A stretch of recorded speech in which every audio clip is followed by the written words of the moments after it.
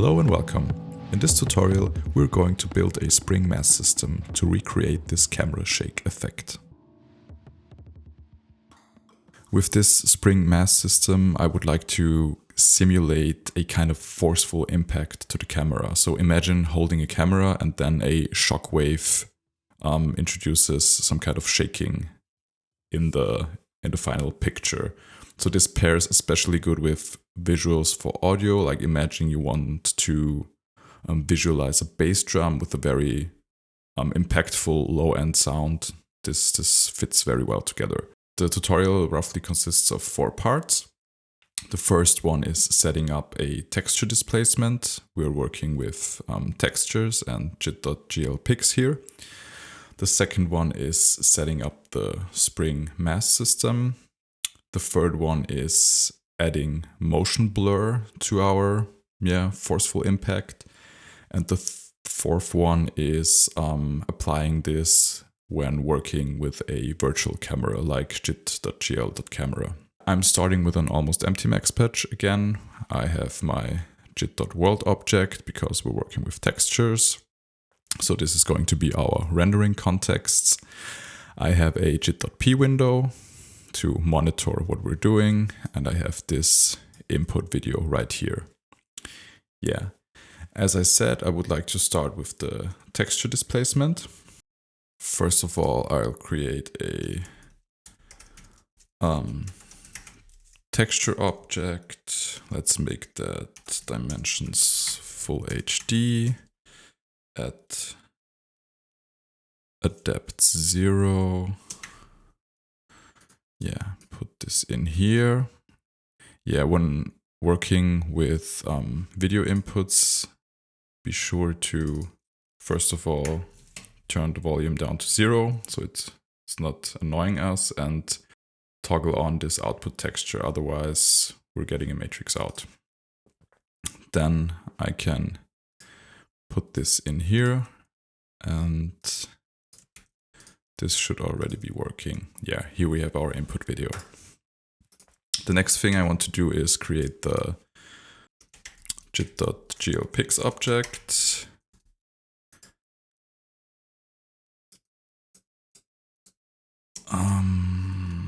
Let's give it a title. Let's call it impact. And in here, I want to create an offset. And the idea is that, we're sampling the input texture with an offset, and then this offset is oscillating around the center, and it's getting weaker on every iteration, so to say. So we have an X and a Y offset because we have 2 dimensions with our virtual camera. For now, we're just setting a parameter, we're calling it offset, and then this parameter is going to get controlled by our spring mass system. So to do this, I will just sample the input texture here with normalized coordinates. So here I have norm as an input. This means essentially that every input pixel gets assigned to its correct position. And here within these normalized coordinates, we can introduce an offset. So I'll add something here. And again, normalized coordinates are between 0 and 1. So the offset ideally is also between 0 and 1. Let's create a parameter, call it offset, and let's also create a parameter and call it, let's call it amp for amplitude. So the offset is going to be between 0 and 1, and it's going to come from the mass spring system. And then the amplitude is just a scaling factor. So if you want to have the full scale, the amplitude would be 1, and if we want the oscillation to be between, I don't know, minus 0.5 and 0.5, the amplitude or amp would be 0.5. So we're multiplying this by the amplitude that's coming in. So here from the offset, we're expecting values between -1 and 1. The amplitude is then scaling these values. Let's initialize this 0, 0, and let's say the initial amplitude is, I don't know, let's say 0.1.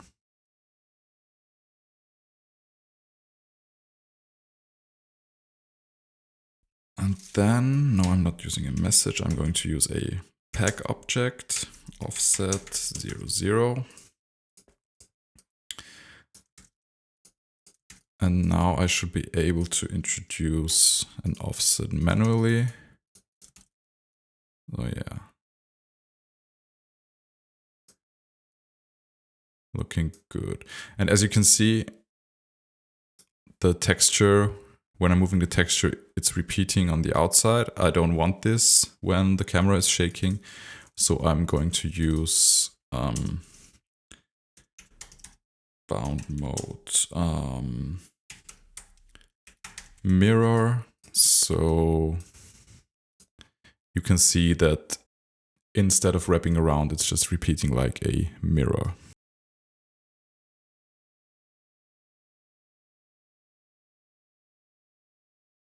Another way to do this would be to zoom into the texture and then only move until you've reached the end of the texture within the zoomed in texture.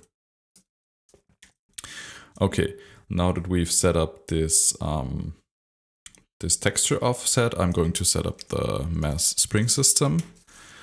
So maybe put this somewhere down here. And then create the mass spring system up here. We're working in 2 dimensions. I don't just want the camera to be shaking in the X direction, but also in the Y direction.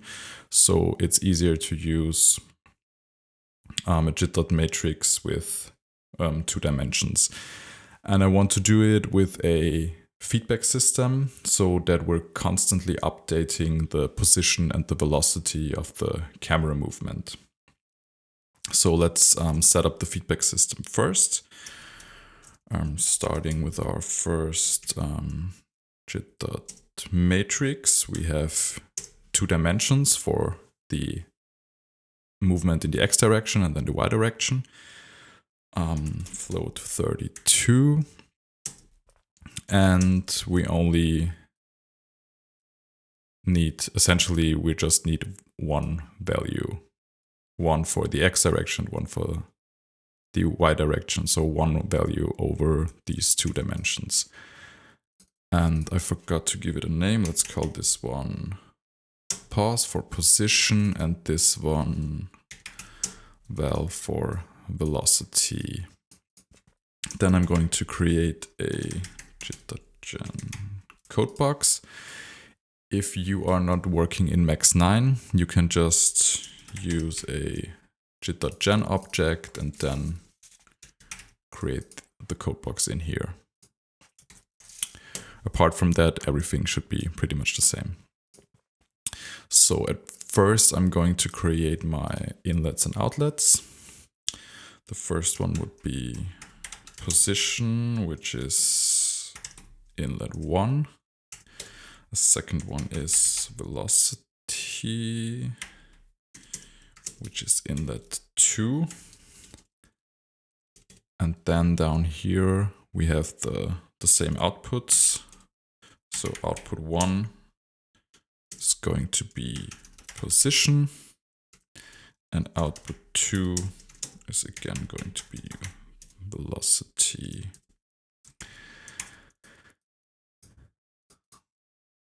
So let's patch this in here and this in here. And then to create the feedback system, I can just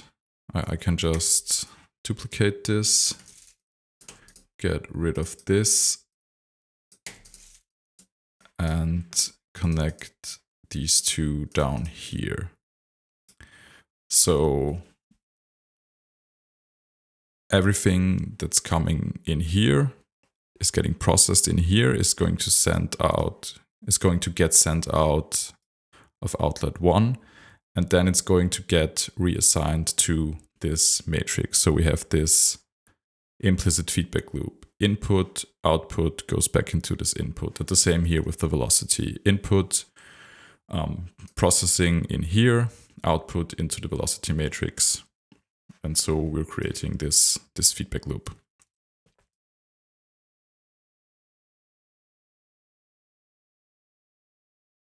Okay, let's turn this off for a moment. So the next thing we're going to do is to implement this spring mass system, which is just like, yeah, it's more of an approximation, but it is getting the job done. So first I'm going to create some parameters up here for our system. The first one is the mass itself that we're moving. Let's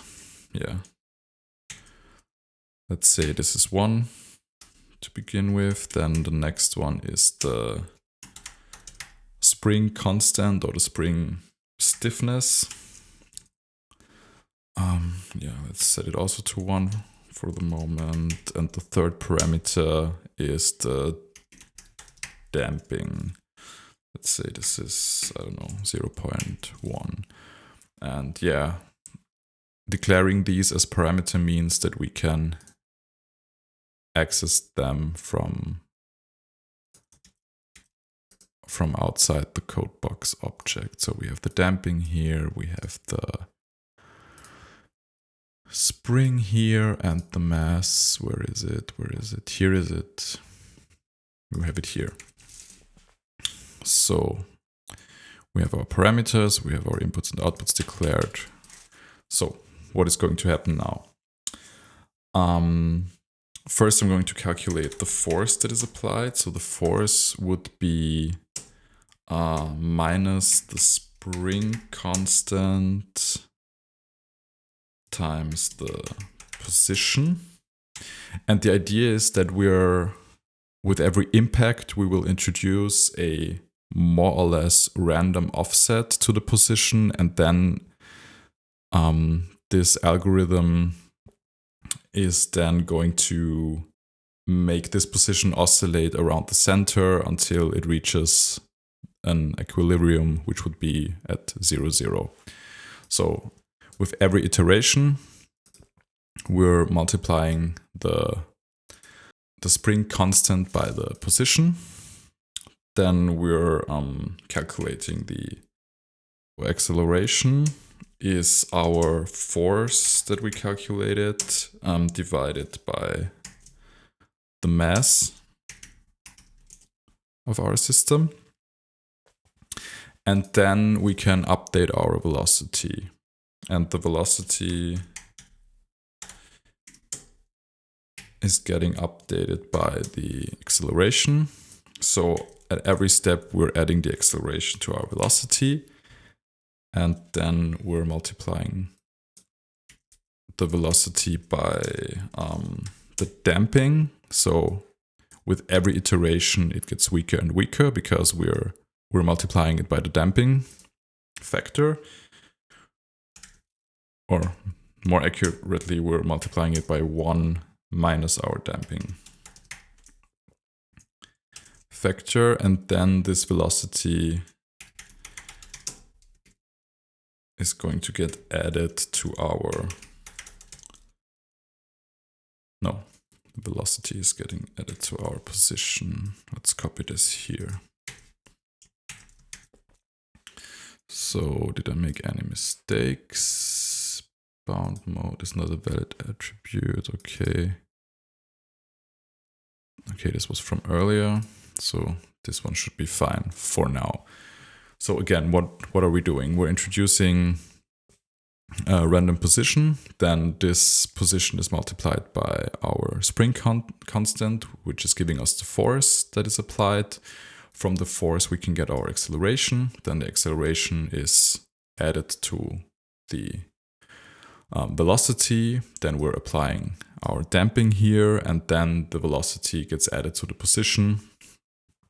And then position gets sent out here, which means it's coming back again here. The whole thing starts over, and the same with the velocity, because position and velocity have to be updated constantly. So the next thing I want to do is to introduce this, this offset or this first impact. And for that, I will just create a jit noise, also with 2 dimensions, float 32 and 1.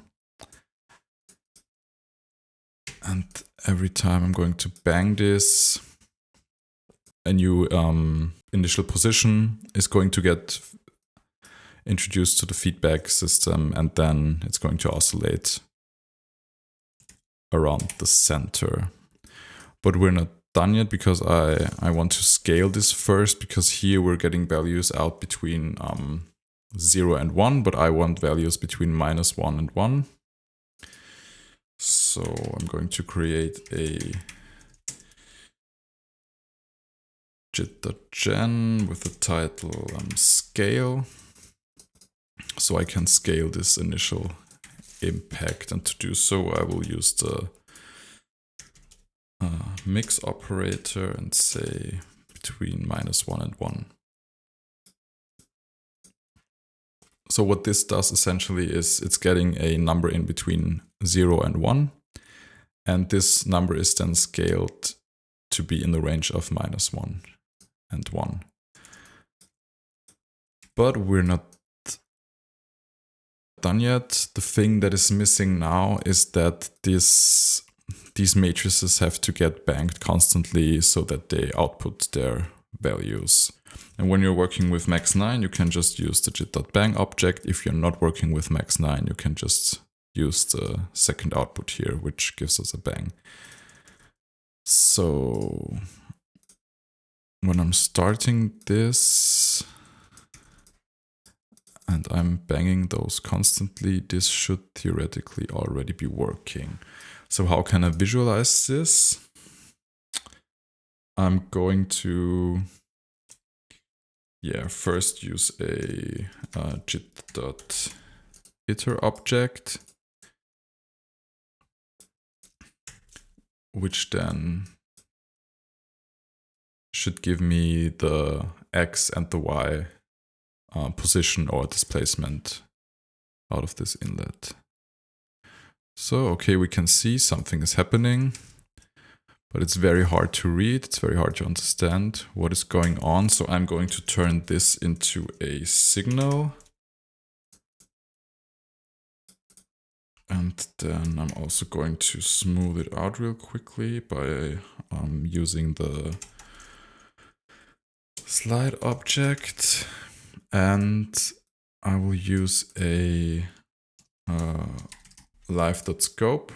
So this is in the range of -1 and 1. This is in the range of -1 and 1. So this should be adequate to show us what's going on. I can see I'm putting in a random impact, and the spring mass system is oscillating around the center.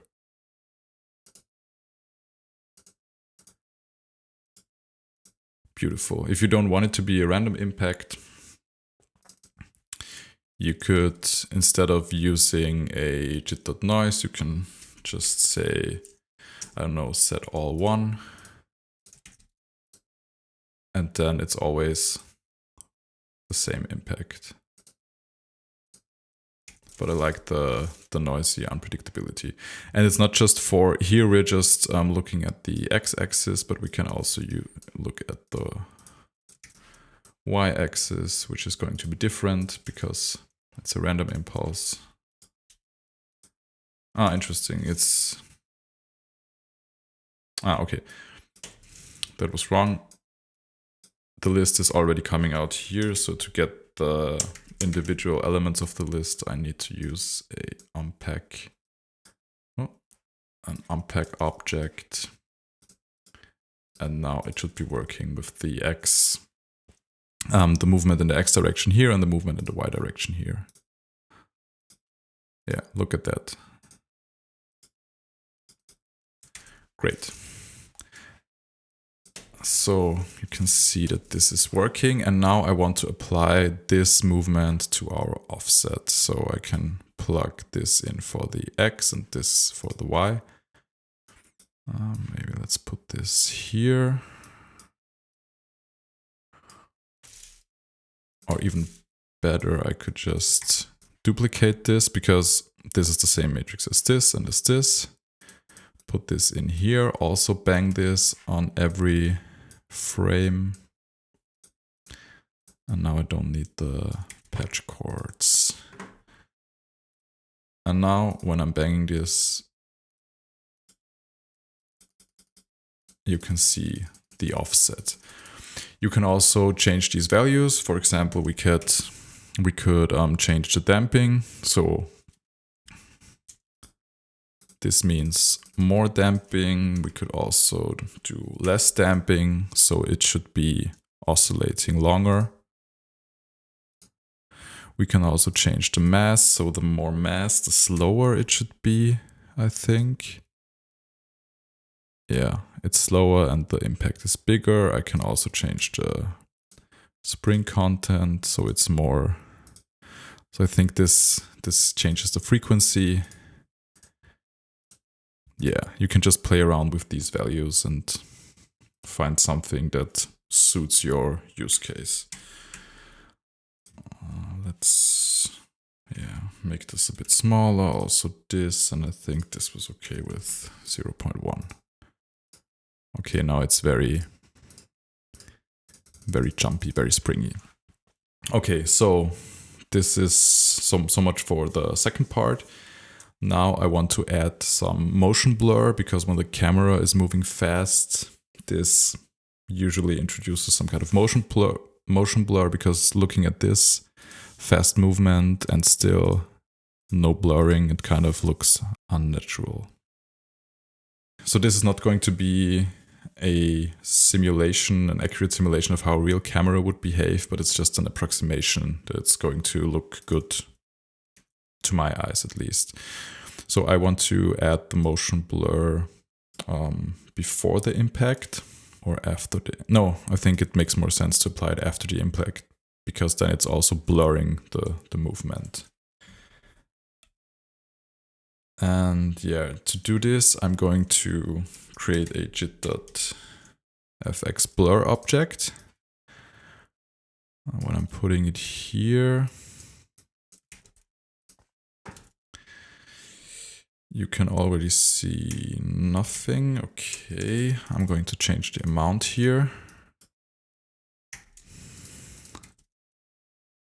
So the higher this number, the blurrier it gets. And I want to control this amount, or this blurriness of this effect, by the velocity. So the more velocity, the more movement, the blurrier it gets. So I will again copy this, bang it on every frame with this jit.bang object. Use this jit.iter to get the individual values. And then, these are going to be, or I'm not even sure, are they between -1 and 1? Let's see. Yeah, okay, these are values between -1 and 1, so I want the absolute of this.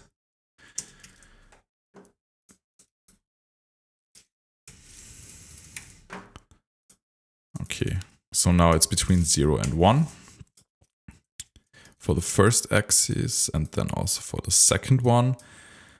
And then I'm going to just add them together. So I'm going to add the movement of the x-axis to the movement of the y-axis. And then it's going to be between 0 and 2. So let's multiply this by 0.5. So what's coming out of here is again between 0 and 1. And then I can feed it into this amount.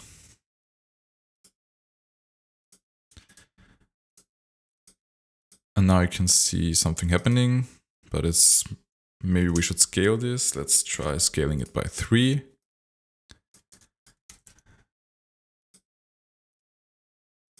Oh, that's not enough. Let's try something extreme like 20. Okay, that's way too much. So let's try 10 in the middle. Yeah, this looks okay to me. So now the velocity that's coming out here is controlling how blurry the result is going to be.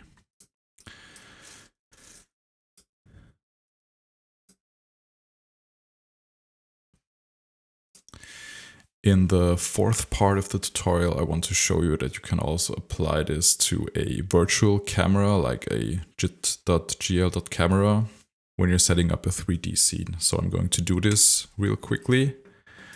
I'm going to create a particle system with a virtual camera, and then this spring mass system is going to shake the virtual camera instead of just this texture that we have here. So setting this up real quickly.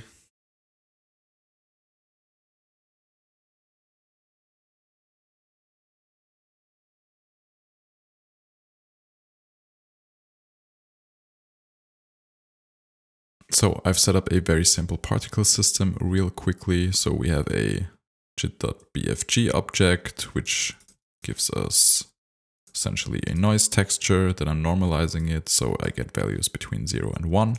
Then I'm scaling it, so I get values between -1 and 1. Then it's going into a bigger matrix where it gets interpolated, and then I'm feeding it into a jit.gl.mesh object, which creates these points that we can now see on the screen. Then I'm going to create a jit.gl.camera and say position 005. And now I want to apply this this impact or this spring mass system to the position of the camera. So, but yeah, with this camera we have 3 positions, or no, we have 3 axes available. Here we only had 2 because we only could move it in the X and the Y direction. I mean, technically we could also introduce an offset to the Z direction by zooming in and out of the texture, but I didn't do that. That's for you to try out, I guess. Here I want to use all 3 dimensions, so I'm going to change this.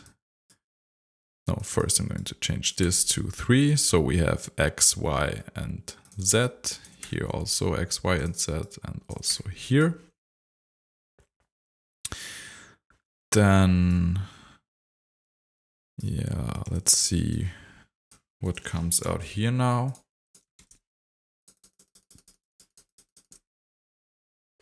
Yeah, now you can see we have 3 values coming out of here. But on all of those, so for all of those axes, the values are ranging from from -1 to 1. But I don't want it here, I want to scale it. I want to have a range of -1 to 1 for X and Y. But for Z, I want to have a range of, let's say, 5 to 4 or something like that. So to do this, I'm going to create a jit.gen object. Let's call it scale. And now let's see. Okay, for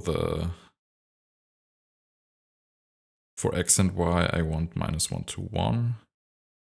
No, yeah, -1 to 1. And for the Z, I want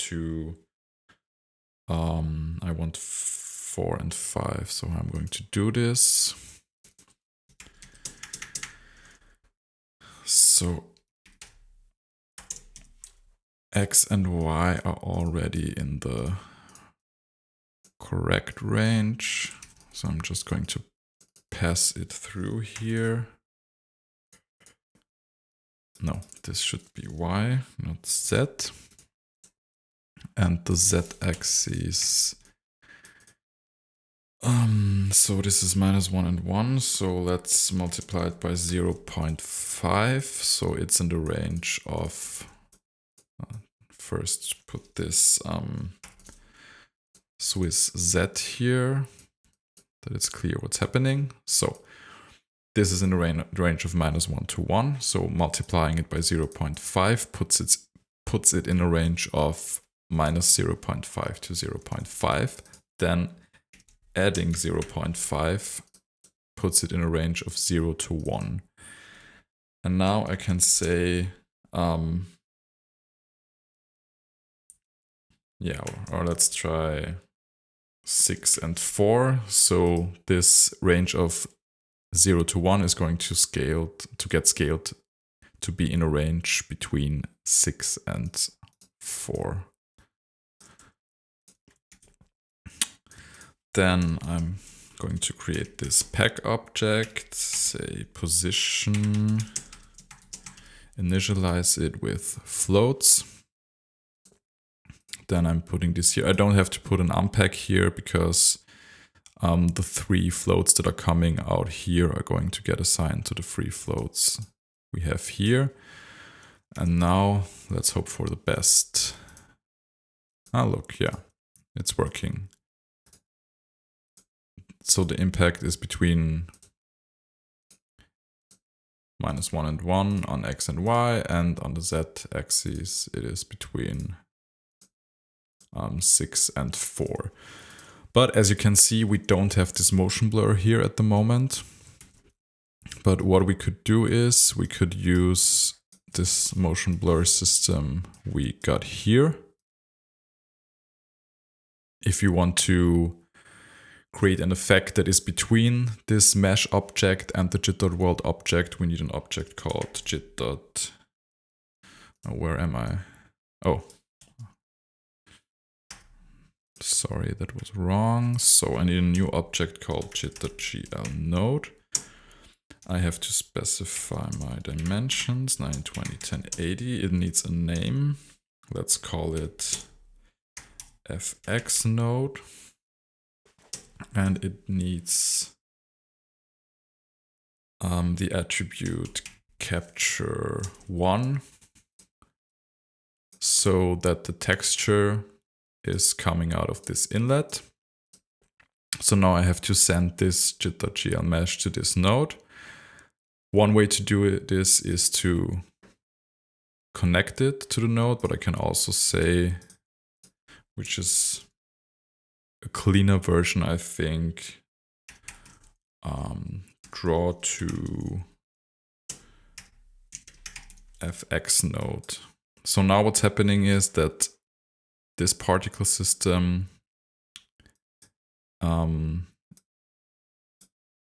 is not visible here anymore. This particle system gets sent to this node. So if I create a jit.p window, we should be able to see it. Yeah, so it's coming out of here.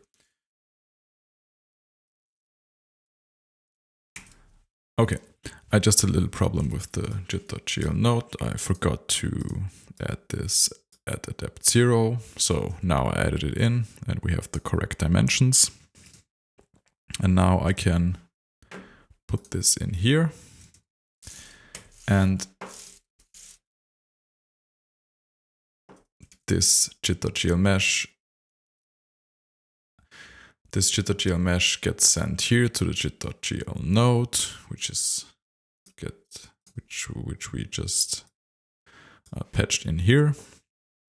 And now I can put this jit.fxblur object between our node and our jit.world, and now theoretically it should be working. Yeah.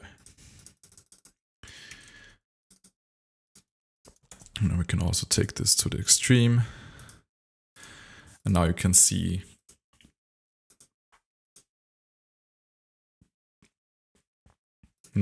that the velocity is controlling the blur amount.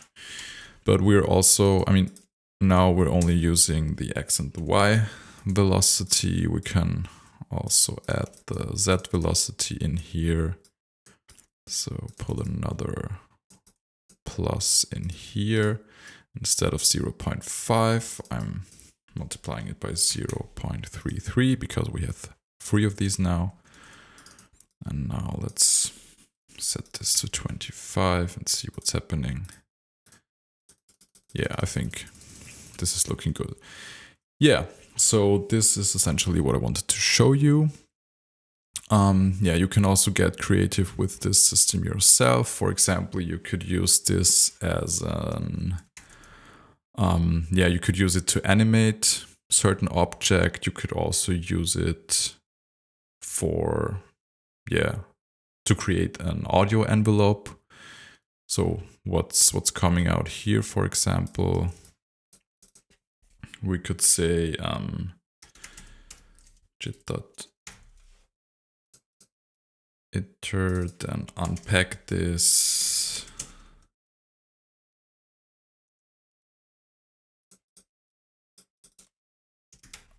Feed this into a signal as we did before, just to illustrate it.